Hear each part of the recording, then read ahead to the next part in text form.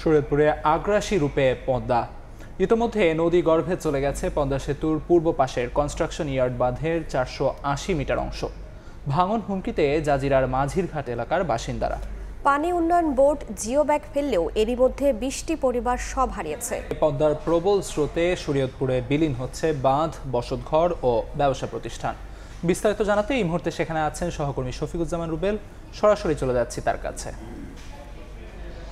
পদ্মার আগ্রাসনে ইতিমধ্যে আপনারা জানেন যে এই মাঝিরঘাট এলাকার প্রায় এক কিলোমিটার এলাকা জুড়ে ভাঙনের দেখা দিয়েছে, যার মধ্যে পদ্মা সেতুর যে নদীরক্ষা বাঁধ সেটির প্রায় আধা কিলোমিটার ইতিমধ্যেই ভেঙে গেছে। এই জন্য আমি যা বলছিলাম যে পুরো এলাকাটি কিন্তু এখন ঝুঁকির মধ্যে। আপনারা জানেন যে এই পদ্মা সেতু হওয়ার পরে মূলত এই যে পদ্মা সেতু বরাবর যে চরটি রয়েছে, যেটিকে বলা হয় মাঝিরঘাট পাইনপাড়া চর, সেই চরের দুপাশ দিয়ে পানি প্রবাহিত হতো মাওয়ার প্রান্ত দিয়ে, এবং কিছু পানি প্রবাহিত হতো এই মাঝিরঘাট প্রান্ত দিয়ে। কিন্তু ধীরে ধীরে মাওয়া প্রান্তে চর পড়ে যাওয়ার কারণে কিন্তু এই মাঝিরঘাটের যেই চ্যানেলটি রয়েছে পানি প্রবাহের, এই চ্যানেলটিতে সম্পূর্ণ পদ্মা নদীর পানি পূর্ব দিকে প্রবাহিত হয়। এই জন্য কিন্তু এই যে বর্ষা মৌসুমে যে পানির চাপ বাড়ে, সেই চাপেই মূলত এই পানি ধরে রাখার ক্ষমতা কিন্তু এই সরু জায়গায় থাকে না। এই জন্য কিন্তু ভাঙনের দেখা প্রতি বছরই আমরা দেখি, কিন্তু এবার তীব্রতা একটু বেড়েছে।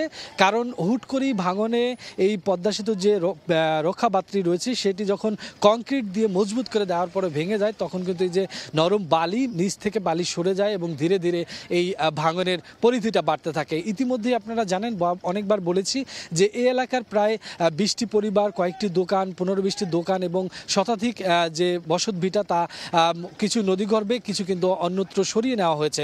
আপনাদের একটু বলে রাখি যে অনেকে অনেক ধরনের অভিযোগ দিচ্ছেন যে এখানে শুকনো মৌসুমে কিন্তু অনেক ধরনের অবৈধ বালু উত্তোলন করা হয়, তার ফলে অপরিকল্পিতভাবে বালু উত্তোলন করার ফলে যখন ভরা মৌসুম আসে তখন পানির প্রবাহ ব্যাঘাত ঘটে, তখন কিন্তু তীরবর্তী তীরবর্তী জায়গাগুলো ভাঙতে শুরু করে।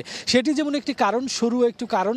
এই মূল কারণের সাথে এবার মূলত নদীর যেই স্রোত, সেই স্রোতের পরিধিও বৃদ্ধি পেয়েছে। কারণ যখন এই যে ওয়াইড জায়গাটা শুরু হয়ে গেছে, বিস্তীর্ণ জায়গাটা যখন শুরু হয়ে গেছে, পানি যখন বেড়ে গেছে, তখন স্রোতও বেড়ে গেছে। এর ফলে এই ভাঙনের প্রবণতাটাও কয়েক গুণ বৃদ্ধি পেয়েছে। আপনারা দেখতেই পাচ্ছেন যে পানি উন্নয়ন বোর্ডের পক্ষ থেকে কিন্তু ভাঙনের কয়েকদিনের মধ্যেই তারা তাদের যে জিও ব্যাগ, সেই জিও ব্যাগ কয়েকটি জারের মাধ্যমে ফেলছেন, এবং যেই জায়গায় বেশি দেখছেন যে ভাঙন প্রবণতা, সেখানে কিন্তু তারা কন্টিনিউয়াসলি তাদের এই ব্যাগ ফেলছেন। আমরা টানা কয়েকদিন দেখছি যে প্রতিদিন 2-3 হাজার 5 হাজার ব্যাগ পর্যন্ত তারা তাদের যে ব্যাগ বালি ভর্তি করে এখানে আসলে ভাঙন থামানোর চেষ্টা করছেন। তারপর আমরা দেখছি যে প্রতিদিনই কিছু কিছু জায়গা কিন্তু তার নিয়মেই ভেঙে যাচ্ছে। আমরা যদি বলে গেল 2-3 দিনের মধ্যে কিন্তু আবার নতুন করে 80 মিটার জায়গা কিন্তু ভেঙেছে। এর ফলে যেই বাড়িঘরগুলো একদম তীরবর্তী ছিল, সেই ঘরগুলো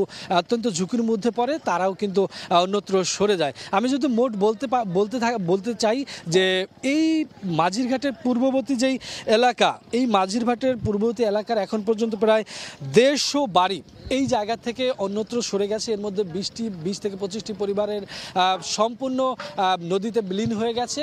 আরও অনেক স্থাপনা, সেগুলো কিন্তু এখনও নদীগর্ভে বিলীন হওয়ার ঝুঁকিতে রয়েছে। তো সব মিলিয়ে শরীয়তপুরের জাজিরার মাঝিরঘাটের নদী ভাঙন এলাকা থেকে এই ছিল এই মুহূর্তে। শরীয়তপুর থেকে সবশেষ জানাচ্ছেন সহকর্মী শফিকুজ্জামান রুবেল।